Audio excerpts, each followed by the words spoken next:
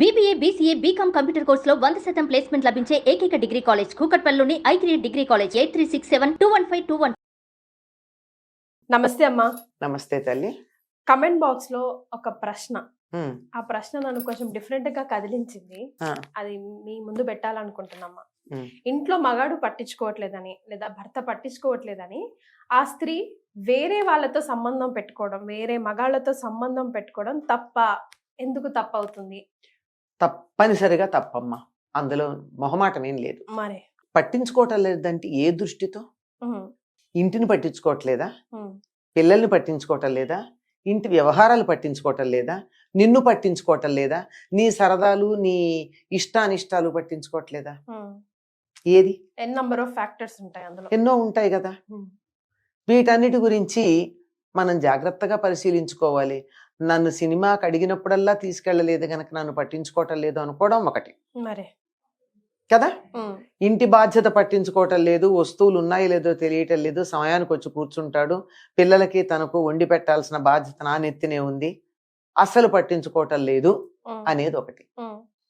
మరి దీనివల్ల ఇలాంటి పక్క చూపులు చూస్తారంటారా స్త్రీలు, అమ్మాయిలు, లేడీస్ ఈ ఇంటి ఈ వ్యవహారానికి చూడరు కానీ తన కోరికలు తీర్చట్లేదు అన్నప్పుడు మాత్రం చేసేటటువంటి అవకాశాలు కనపడుతున్నాయి. ఒకప్పుడు ఉండేవి కాదు. ఈ మధ్య కాలంలో పేపర్ చూసినా అమ్మా. యూట్యూబ్ చూసినా, ఉహు, యూట్యూబ్ పోనీ అతిశయోక్తి అబద్ధాలు అని అనుకుందాం, మరి కానీ టీవీలో ప్రోగ్రాముల్లో కూడా కనపడుతున్నాయి కదా. అదే కొన్ని ఛానల్స్ చిన్న వాటికి. కొన్ని ఛానల్స్ వేరే అపోహలుగా కొంచెం ఉన్న దాన్ని పెద్దవి చేసి చెప్పిన స్టాండర్డ్ అనుకుని సత్యమైతే తప్ప ప్రచారం చేయని ఛానల్స్ లో కూడా ఇటువంటి వార్తలు కొన్ని వింటున్నాం ఉహు, కదా. అమ్మా. వారికి శిక్ష పడిన సంగతులు కూడా చూస్తున్నాం. అవునండి. ఇటు రెండు పక్కలా ఉంది. ఉహు, ఇటు మగవాళ్ళు ఇతరులతో తిరగడము ఉంది, ఉహు, ఆడవాళ్ళు కూడా ఈ మధ్య మేమేం తక్కువ అన్నట్టు ఉహు, వీళ్ళు కూడా కొంచెం విచ్చలవిడి ప్రవర్తనగా కనపడుతూ ఉందమ్మా. అమ్మా. మగవాళ్ళు తిరగడం ఎంత తప్పో ఆడవాళ్ళు కూడా అలా తిరగడం అంతే తప్పు. ఇద్దరికీ ఒకటే లెక్క చెప్తుంది మన సనాతన ధర్మం. అమ్మా. పురుషుడు పరాయి స్త్రీతో సంబంధం పెట్టుకోవడం చాలా దోషంగా చెప్పబడింది. ఉహు, స్త్రీ కూడా పరాయి పురుషుడితో సంబంధం పెట్టుకోవడం అంతే దోషం. ఇంకా గట్టిగా చెప్పాలంటే ఎక్కువ దోషం. ఉహు. అంటే దీనికి ఇలా పక్క చూపులు చూడడానికి కూడా ఒక పీరియడ్ ఆఫ్ టైం స్పాన్ పడుతుందమ్మా. ఓవర్ నైట్ లేకపోతే వారం రోజులకో 2 వారాలకో ఆ పెళ్ళైన ఆ రిలేషన్ అయితే ఎవరు పాడు చేసుకోవాలన్నది. ఇంకా పిల్లలు ఉంటే మాత్రం ఆ ప్రెషర్ ఇంకా వేరే లెవెల్లో ఉంటుంది కదమ్మా. ఉంటుంది. ఉహు. కానీ అది పిల్లల్ని సరి కూడా చేసుకోకూడదు. చంపిన వాళ్ళని చూస్తున్నాం అబ్బో, కదా ఈ మధ్య. సర్లేండి. నన్ను పిల్లలని ఒక చంపడం కుర్రాడు ఏదో అప్పుడప్పుడు వాళ్ళకి కొన్ని తెలిసిన కుటుంబాల్లో పిల్లలు కొన్ని సమస్యలు వస్తే మాట్లాడుతున్నప్పుడు ఆ కుర్రాడు నాతో ఒక మాట అన్నాడు. ఈ రోజుల్లో రిలేషన్షిప్స్ ఏమిటండి అమ్మమ్మ గారు, ఉహు, కొడుకునిను భర్తని చంపే ఆడవాళ్ళు ఉన్నారు, భార్యని పిల్లల్ని చంపే మగవాళ్ళు ఉన్నారు, కుటుంబం ఏమిటి, రిలేషన్షిప్ ఏమిటి అని అడిగాడు నన్ను. నాన్న అవి ఎక్సెప్షనల్ కేసెస్. అప్పుడప్పుడు మనం పల్లీలు తింటూ ఉంటే అన్నీ బాగుంటాయి, మన చిట్ట చివరి తిన్న పల్లీ గింజ మాత్రం చేదొస్తుంది, పుచ్చుదొస్తుంది. అంచేత మొత్తం పల్లీల్ని తప్ప దూషిస్తే. అనలేం కదా. ఉహు, ఏదో దోసకాయలన్నీ తెస్తే ఒక దాంట్లో చేదు ఉంటుంది, ఏవో వస్తువులు తెస్తే ఒకటి పాడవుతుంది. ఉహు, అలా పాడైన వాళ్ళ గురించి మనం పట్టించుకోకూడదు అని ఏదో ఆ పిల్లాడికి బుర్రకెక్కడానికి, అంటే అబౌట్ టీనేజర్ అనమాట. ఉహు. ఎందుకో ఇంకా టీనేజ్ మనస్తత్వం పోలా. మరి అది చెప్పినప్పుడు ఎలా పోతుందమ్మా ఇలాంటి డిస్టర్బెన్సెస్ ఇవన్నీ కంటిన్యూస్ గా మనం మనసులు చూస్తూ పైగా ఉంటే? అన్నాడు ఆ కుర్రాడే నాతో అన్న మాట ఏంటంటే, మరి మేము ప్రశాంతంగా ఉండమంటే ఎట్లా ఉంటాం, మమ్మల్ని అమ్మగాని నాన్నగాని ఒక్క మాట అంటే మాకు ఇవన్నీ వచ్చేస్తాయి, మా అమ్మ నాన్న మాకు శత్రువులు, ఎవరు చంపుతారో తెలియదు అన్న భయం వేస్తుంది అంటున్నాడు. ఉహు, అంటే అవి నమ్మద్దు నాన్న, ఇన్ని కోట్లల్లో ఒకటి చెప్పాను కదా, ఒక బస్తాడు పల్లీల్లో ఒక్కటి చేదో పుచ్చో ఉంటే మొత్తం చేదు అనలేం కదా, దాన్ని ఉదాహరణగా తీసుకోలేము. అట్లాంటి వాటిని పక్కకు పడేయాలి. అది నాకే వస్తే అన్నాడు. నీకు రాదు అని అనుకో, వస్తే కూడా దాన్ని మేనేజ్ చేయడం చూసుకో, చేదుగా ఉంటే ఉమ్మేయి, ఆ తర్వాత ఇంకో 2 మంచివి తిను, మంచిగా ఉన్న దగ్గర పెట్టుకుని ఆఖరణ తింటానని ఉంచుకోండి బాగున్నవి, అప్పుడు నోరు చేదు ఉండదు అని చెప్పాం. ఉహు, అంటే ఏదో పిల్లలకు గనక అట్లా చెప్పాం, కానీ వ్యక్తత వచ్చి సంసారాలు చేసుకుంటూ పిల్లల్ని కని కుటుంబ బాధ్యత ఉన్న వాళ్ళు ఆడవాళ్ళు చేసినా మగవాళ్ళు చేసినా తప్పేనమ్మా ఇది. ఎస్. అయితే మగవాళ్ళు చేసే బయటపడే అవకాశాలు తక్కువ ఉంటున్నాయి, ఆడవాళ్ళు చేస్తే ఇంతతో కూడా బయటపడుతున్నాం. మరి కనుక ఎట్టి పరిస్థితుల్లోనూ సంతానం మంచిది కావాలన్నా, ఉమ్, వాళ్ళు ఉన్నటువంటి సంతానం అభివృద్ధిలోకి రావాలన్నా ఉమ్, తప్పనిసరిగా ఒక రకమైనటువంటి శీలంతో కూడుకున్న ప్రవర్తన కలిగి ఉండాలమ్మా. అందులో అనుమానం లేదు. ఉమ్.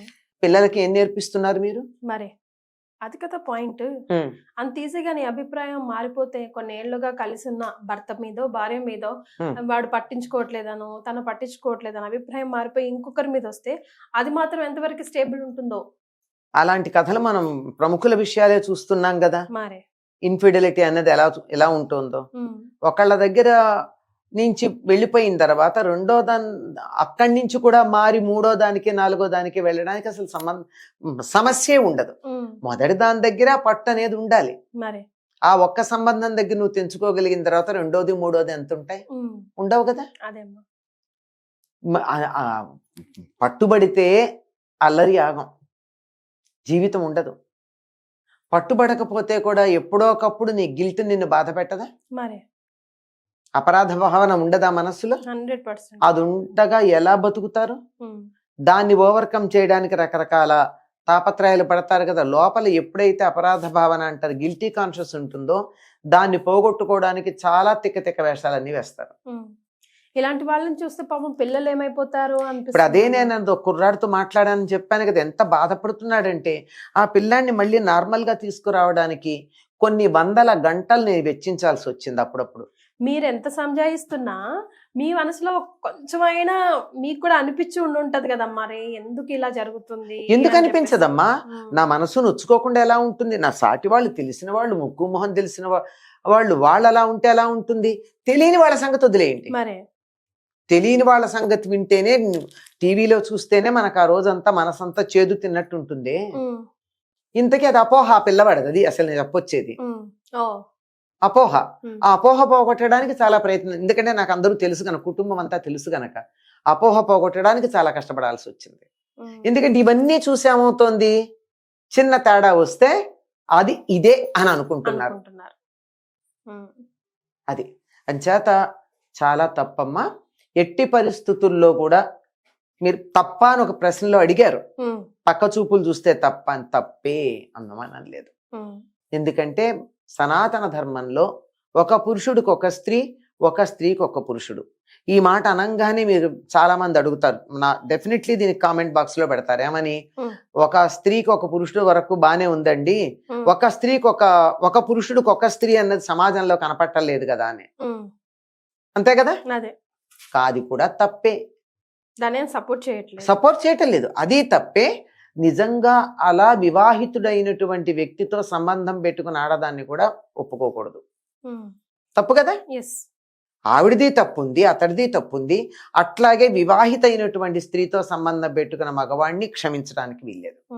ఇవన్నీ ఎక్స్క్యూజులు ఏమో అనిపిస్తుందమ్మా. నా భార్య పట్టించుకుంటలేదు, నా భర్త పట్టించుకోవట్లేదు.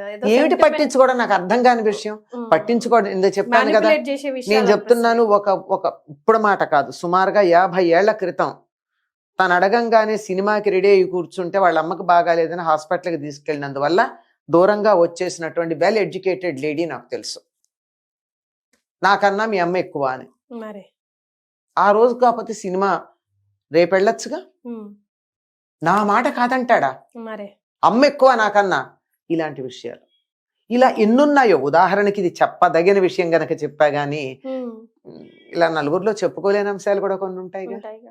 పట్టించుకోకపోవడానికి కారణం ఏమిటో తెలివిగల ఆడదైతే కనుక్కోవాలి. ప్రెషర్ ఉందా, ఆఫీస్లో ఏదన్నా ప్రాబ్లం ఉందా, మెంటల్ ప్రెషర్ ఉందా, ఆరోగ్యంలో ఏమన్నా తేడా వచ్చిందా? ప్రస్తుతం మనం తినే ఆహారాల వల్ల రకరకాలైన సమస్యలు వస్తున్నాయి. స్త్రీ పురుష సంబంధాలను చెడగొట్టగలిగిన ఆరోగ్యం చెడిపోయేవి కూడా ఉంటున్నాయి కదా. ప్రత్యేకంగా దానికోసం తయారైనటువంటి ఆహార పదార్థాలు మార్కెట్లోకి విచ్చలవిడిగా వచ్చేసాయి. మగవాళ్ల మగతనాన్ని నిర్వీర్యం చేసేటటువంటి పదార్థాలు బాగా వచ్చేసాయి, పర్పస్ఫుల్ గా వచ్చాయి. అంటే భారతీయుల యొక్క వై క్రోమోజోమ్ని చంపేయాలనేటటువంటి ఒకనొక కుట్ర అలా వచ్చాయి. అందువల్ల అలాంటిది ఏదైనా ఉందా? కొంచెం ఆలోచించాలి కదా. ఆడవాళ్ల హార్మోన్లకి ఆలోచించి ఓర్చుకోగలిగిన శక్తి ఉంది, దాన్ని ఎందుకు ఉపయోగించుకోరు? సో డీప్ గా అనాలిసిస్ చేసి ఇద్దరు రిలేషన్ లో ఇద్దరికి టైం ఇచ్చుకొని అప్పుడు ఏం చేయాలి ఎందుకు చేయాలి అని మీ వల్ల అవుతే ఓకే. కౌన్సిలింగ్ సెంటర్ లేదంటే వాళ్ళు ఉన్నారు. ఒక్క క్షణం ఆగలేము అనేటటువంటి ఆ రెస్ట్లెస్నెస్ ఉంది. ఆ రెస్ట్లెస్నెస్ కారణం అంతకన్నా ఇంకేం లేదు. తర్వాత పశ్చాత్తాపడి ఏం లాభం? మరి పశ్చాత్తాపడకుండా ఉంటారని నేను అనుకోను. డెఫినెట్ గా పశ్చాత్తాపడతారు. ఎక్కడో ఒక పాయింట్ లో వెంటనే కావచ్చు, కొన్నాళ్ళ తర్వాత కావచ్చు, పిల్లల ముందైనా తలంచుకోవాల్సిన పరిస్థితి రావచ్చు. అటువంటివి సగం తెచ్చుకోకుండా చచ్చిపోయినట్టే అసలు. చావడం బెటరు. అమ్మా నేను కోపం తెచ్చుకోదు, పాపము శమించుగాక, అమంగళము అప్రత్యత్మగాక, కానీ చచ్చిపోయిన వాళ్ళకన్నా అన్యాయం. అదే పిల్లల ముందైతే వాళ్ళేంచి పాపం పుణ్యం చేసుకుని ఎరిగారు కదా, ఆ సోల్ ఎప్పుడు బాధపడకూడదు. వాళ్ళ కంట పడకుండానే చేద్దాం అనుకుంటారు, ఎప్పుడప్పుడు బయటపడదా?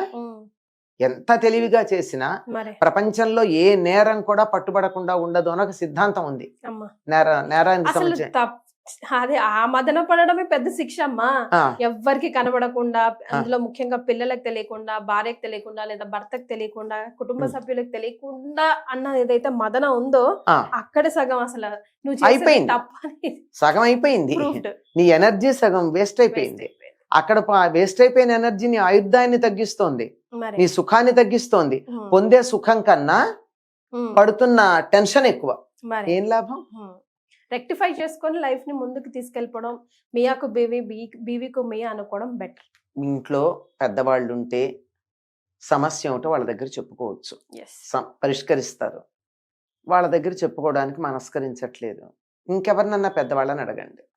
అక్కడ దాకా వెళ్లే ఉద్దేశం కూడా లేదు, నేనింతే అనుకునేటటువంటి అభిప్రాయం ఉన్న వాళ్ళని మనం చెప్పగలిగేది లేదు, కొంచెం ఆలోచించుకోమని చెప్తున్నాం అంతే. డిస్కస్ చేయలేనంతగా నువ్వు మదనపడి ఇంకొక పక్క చూపులు చూసే బదులు బయటపడి అక్కడ సిగ్గు వదిలేసి డిస్కస్ చేసి ఇద్దరం కూర్చోబెట్టుకొని మాట్లాడుకోవడం అది బెటర్ కదమ్మా. ఇంకా థ్యాంక్ యూ సో మచ్ అమ్మా. నమస్తే. ఏమైనా చేసుకోవచ్చు, ఇబ్బంది లేదు. రైట్ రమ్య, నమస్తే. నమస్తే.